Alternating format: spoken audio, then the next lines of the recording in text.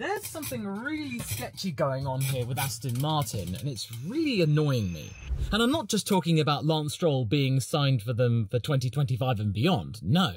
This has got something to do with Fernando Alonso and why he's fallen off a metaphorical cliff. Could he have fallen into a trap by signing with Aston Martin? Since the Emilia-Romagna Grand Prix, Fernando has not once but twice finished in a classified position lower than what he was able to muster in his rookie season at Minardi. And yes, admittedly, he was also 3 laps down from Mika Hakkinen, who won the British Grand Prix, but this was also a grid of 22 drivers. It just goes to show he had a lot of potential back then, and 16th was the worst that he could actually get. He's now, in a classified position, gotten a 19th and an 18th. That's crazy. Because nowadays being lapped is especially embarrassing. However, after slotting into the points every race up until Miami, Alonso's only scored once, and that was during the chaotic Canadian Grand Prix. So what's been going on? Why has he suddenly gotten these really bad positions, whereas Lance Stroll is now doing, well, less worse, because the team is getting worse, by Alonso's own admission. And also, yes, I know, Alonso did bag the fastest lap, and mirrored in a really ominous way what he did in 2015 with the MP430, one of the worst cars McLaren ever produced. But it's scant consolation for a driver who had signed on with Aston Martin on the belief that the team was on an upward trend, and last year showed him obvious proof of that fact. And with that being his best season in many years, being right up there with some of his Ferrari seasons. Age can't be a factor though, because he seems to be fitter than ever and just as wily. And only he would know when it would be time to call on his F1 career and go, you know what, maybe we should go and do something else.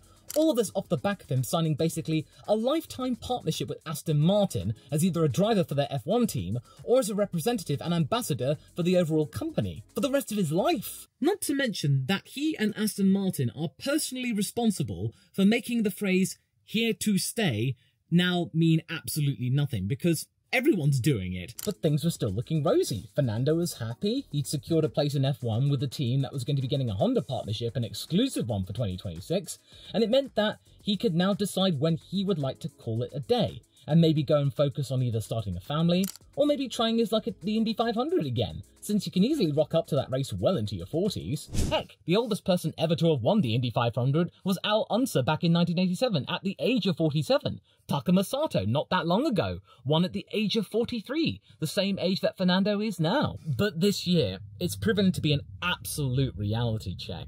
We are not going to be seeing an Aston Martin on the podium, not by a long shot. Heck, the top 5 will be looking just as an impossibility as me predicting Alex Albon getting in the top 5. When you look at his past results, Alonso hasn't had this bad of a stint of results since the end of the last year with Honda at McLaren, or perhaps the opening of 2022 when 9th at Bahrain was his best result. And of course last year he did get a 15th place classification, but once, at Singapore, and yeah, there were 2 DNFs, but more often than not, Alonso would be in the top 5 and bagging podiums. There's something going wrong with the direction of the car. During the European leg, something has clearly gone wrong with the car. The direction that the team has taken in terms of their upgrades, bringing a really extensive package to the Emilia-Romagna Grand Prix, has not translated into the effect that they had hoped for. But what it might mean is that all of the extensive additions they brought to the car are not enough, and it might be actually acting as a detriment to Alonso's overall racecraft, and maybe other teams are making bigger leaps and bounds with maybe fewer parts, because as we've seen right up at the top, after McLaren's extensive Miami upgrade, because they hadn't upgraded the car before then, they've only been bringing, you know, under the car parts, maybe a front wing here. Aston Martin might need to look at that and take a leaf out of their book, rolling back these upgrades, adding bits here and there to try and figure out what the problem is. Racing Bulls did the same thing, one of their closest rivals. Their Spanish package ended up being horrible. They were not going to be scoring points. And then they've had to do this kind of Frankenstein thing of adding old parts in, new parts in, with Ricciardo and Tsunoda being test beds. Ricciardo's combination and configuration worked better because they looked odds on getting into Q3. They ended up scoring points. So yeah, maybe Aston Martin might need to do that. Because Aston Martin have fallen hard from the 5th or 4th fastest car to now being only faster than Sauber or Williams. A far cry from the days when at some points the only car faster than them was Red Bull. to the point where Christian Horner was starting to take jibes at the team by calling them the Green Red Bull, which is the kind of potshot that Christian Horner would usually give to any team that was close to his team. And of course, Dan Fellows, one of his old employees, was there. It was a bit of banter. In fact, the whole thing about Aston Martin being P2 in the Constructors was one of the inspirations for me being up this ladder. Their rise to the top was like me climbing the ladder, you know. I remember. Congratulations, Aston Martin.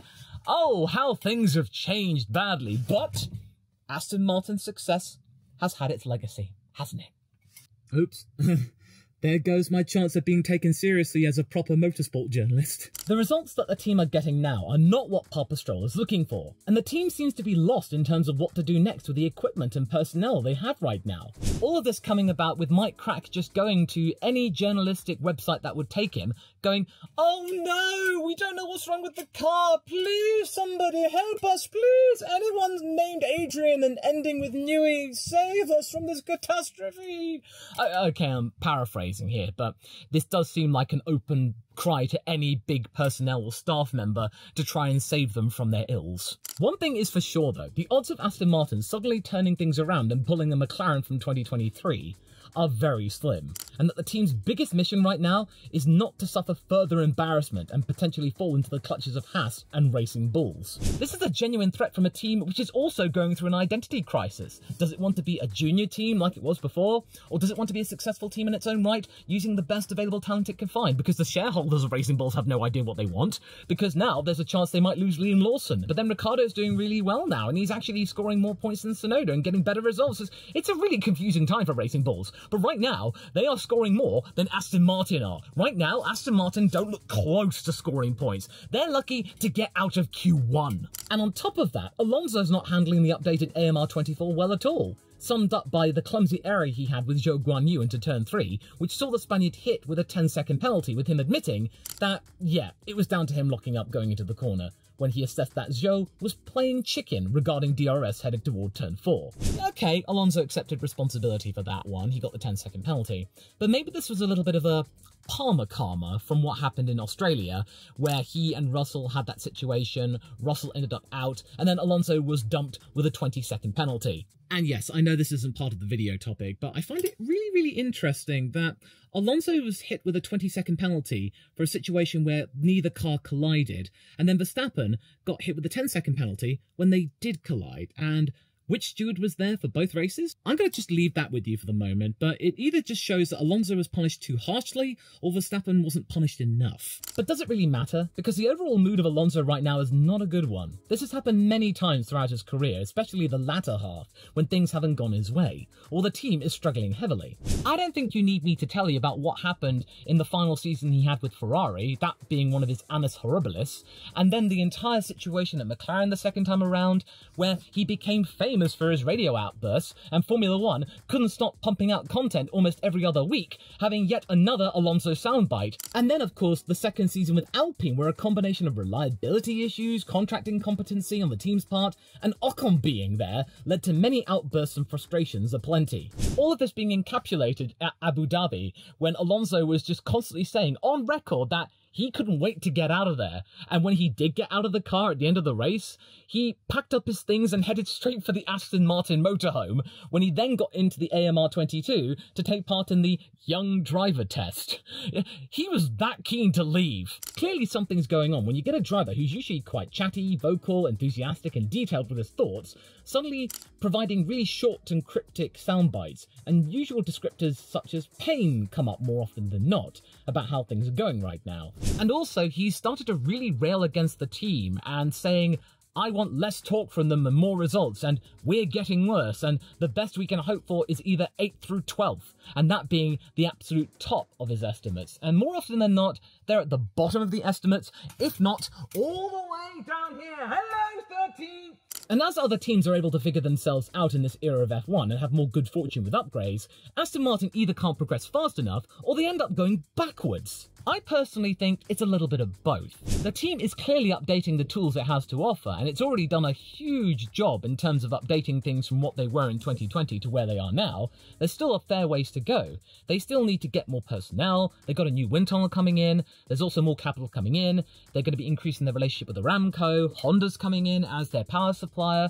This is a current state of transformation at the moment, but at the same time, Papa Stroll did have a 5-year plan, which does include this year and next year, about going from scoring points every now and again to be going for the World Championship. Last year, it looked like it was going to be headed that way because they were getting podiums. This year, oh no, they are suffering from the situation that Alpine had in coming up with 5-year plans or 100 race plans or just a plan entirely. Okay, it might not be a forever problem, but it's a problem they've got right now and they have to suffer through, with their star driver not really feeling it at the moment. And I think Alonso right now is in a situation where he really has no other choice, because after he exited Alpine/Renault for the 3rd time, no other team would realistically take him. I know of all of the rumours that we were discussing about him going to Mercedes or to Red Bull, but when you really stop and think about it, do either team really want the skills of Fernando Alonso when you've also got to deal with the temper of Fernando Alonso?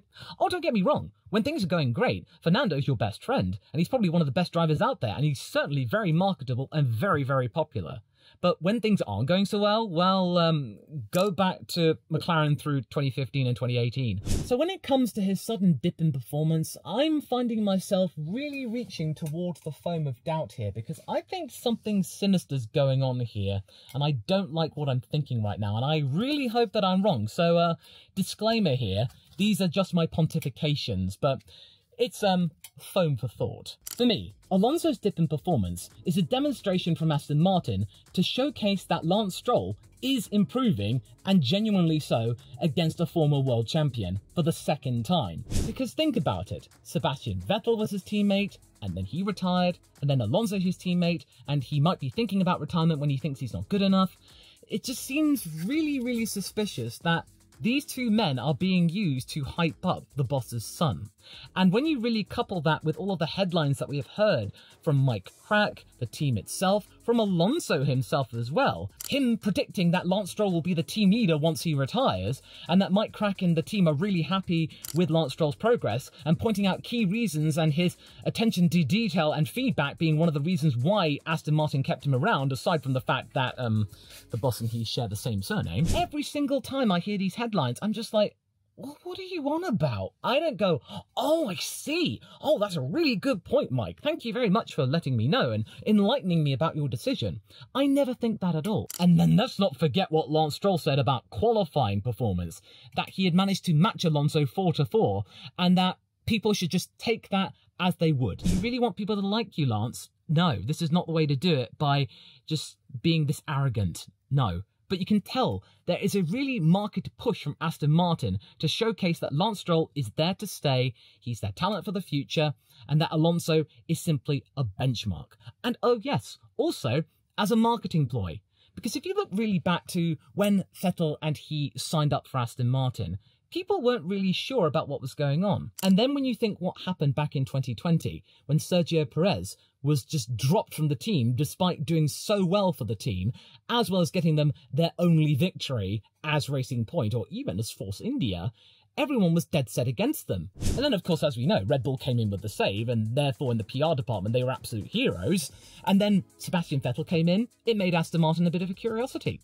Not to mention that Aston Martin has historically been known as a cool brand. So you get a cool brand, a 4-time world champion, alongside Lance Stroll. Let's just see what happens. And amongst all of that, Crack has been doing a bang-up job in justifying Stroll's place, as well as deflecting any criticism toward him and the team. And as that's been going on, Aston Martin have been hiring more people, including being able to pilfer the likes of Enrico Cardile from Ferrari to shore up their car design team, as well as still going after Adrian Newey, with reports from various news sites saying that news about this would be coming in the next few days. Whilst at the same time, Newey has said that he hasn't made a decision yet. He's still on holiday at the moment, working on the RB17 hypercar for Red Bull. The signing of Cardile could be a backup in case he doesn't go to Aston Martin, Adrian, and instead he goes to Ferrari.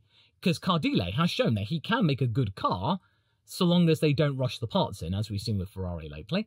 And maybe we might get Cardile and Newey as a buddy-buddy act, a super team. But at the same time, you don't feel like people are coming to Aston Martin just for the sake of driving for such a prestigious mark, a name, a classic team, Aston Martin. Ooh, there's not that allure there that is attached also to the cars of yesteryear. Ferrari, if you go to Ferrari, that is going to be a super team. There's that passionate link which tempted Carlos Sainz away from McLaren. Any driver would want to drive for Ferrari, whereas Aston Martin, well, the pay's good. And what helps this theory is that Lance said it would be freaking awesome to get Newey on board, so it kind of makes me think that Papa Stroll will make this happen no matter what if his son wants it. And this is probably part of the overall plan to get him to the top of the grid on a regular basis. You know, partner up with one of the best power suppliers on the grid, get partners who have a lot of cash aside from Stroll's own wealth, the best technical minds out there currently on the grid who are looking for a challenge in the case of Newey or more pay, and of course, get some of the most decorated F1 drivers in its entire recent history. The Stroll family are no strangers to buying their way to the top, what with buying up Prema Power Team in Lance's earlier days, as George Russell saw firsthand, as I actually found out in his book. But this whole project of bringing Aston Martin all the way up to the top through just sheer spending power is a whole other level, and it's a slow burner as well, because instead of spending several $100,000 or a couple of million, we're spending tens if not hundreds of millions of dollars for the sake of one guy, the boss's son, at the expense potentially of 2 World Championship drivers. What? How could you say that, Law? Surely Vettel and Alonso would have more integrity than that. Surely. They wouldn't be that desperate to stay in F1 that they would sign up with Aston Martin, knowing that they would probably have to bend over backwards to appease Lance Stroll and make him look better than he actually is. Well, let's just think about what happened when Sebastian Vettel came on board. As we all know with Sebastian Vettel, Ferrari cruelly dumped him after many years of trying to get the World Championship and not getting it. But at the same time, Vettel wasn't ready to call time on Formula 1, probably keen to try out the 2022 regulations to see what he would think of them. But he didn't sign on board with Papa Stroll immediately. He did take his time, and according to friends like Otmar Sapna, who was the team principal at the time, he did his due diligence. He spent many weeks and a couple of months thinking about whether or not this was the right decision to make, and then he did eventually come on board when everything came into place. And then you think to Alonso's situation, he was probably keen to get out of Alpine with all of the toxicity from Esteban Ocon, all of the contract shenanigans which ultimately resulted in Oscar Piastri leaving. Aston Martin comes along, Vettel announces his retirement. It's a golden opportunity with a team that's gaining more and more resources and could be a chance for Alonso to get maybe some good results again. Certainly better than Alpine, which last year proved to be the case. And that's the thing. Their first year of results for both Vettel and Alonso proved to be better than they expected, but it did give Sebastian Vettel a second place, a podium finish for a team that he probably didn't expect to be gaining podiums that quickly after a massive change in the technical regulation resulted in the pink Mercedes no longer being as effective as it was in 2020. And there was another podium in the offing potentially, but Vettel unfortunately got penalised for that, so he didn't get that. But 2 podiums on the road for a guy who had struggled really hard the previous year with Ferrari due to the whole engine situation, that wasn't a bad bet. He probably thought he made the right call. But then 2022 came along and things completely fell to pot in terms of the direction where Aston Martin went with their car, as we heard from Lance Stroll in Monaco when he basically had a hissy fit over the radio. You got the sense that Vettel was done with F1 and he made the call to retire, whilst at the same time Stroll was not a million miles behind him going toe-to-toe with a 4-time world champion. And I believe we're starting to see the same thing happening with Fernando. If Stroll can hold his own against Alonso this year and either keep up in qualifying or in terms of race standings, he would look really impressive on paper. When you look to Austria, and Lance Stroll gets P13, whereas Alonso is 18th and has a 10-second penalty after a really clumsy mistake to which he admits was his own fault, it looks incredibly weird because, yeah, Stroll's struggling as well, but he seems to be handling it much better than he did last year. He seems a little bit more composed and more circumspect, like he's been able to calm down and just assess where things are going. And we all have to think about as well. And it might make Stroll's situations all the more easy if Alonso's finding the car tricky and it's making him feel demoralised with his lot after such a terrific opening year with the team. Because yeah, you go from multiple podiums, even a second place, and almost a pole in Monaco, which could have guaranteed you a victory if you were wily enough, and then of course the whole changing of the tyres in damp conditions, that affected him as well, to then going, oh, I'm lucky to even get a chance of scoring points in P11. Oh, that would crush Alonso's spirit hard. He had all this glory the year before, and it's been taken away from him. The allure of Aston Martin being right at the top, it's gone now, so the expectations of the team are far lower. So the pressure on Lance Stroll now is far less than it was, say, 6-9 months ago.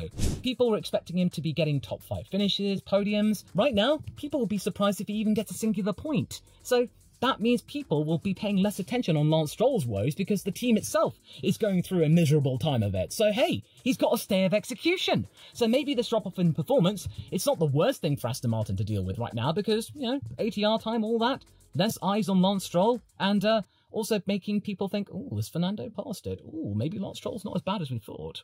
Oh, yeah, holding on to this closely. With Alonso being bandied about on social media and him having the final say in which to go, you know what, I'm done, there'd be no pressure from the team themselves. It'd be Fernando calling the shots and calling time on his career. The man who is one of the most versatile and successful drivers in motorsport, admitting defeat to Lance Stroll. And when you think about it, the Aston Martin fan base over the last couple of years has been built off of the back of Sebastian Vettel and Fernando Alonso arriving at that team.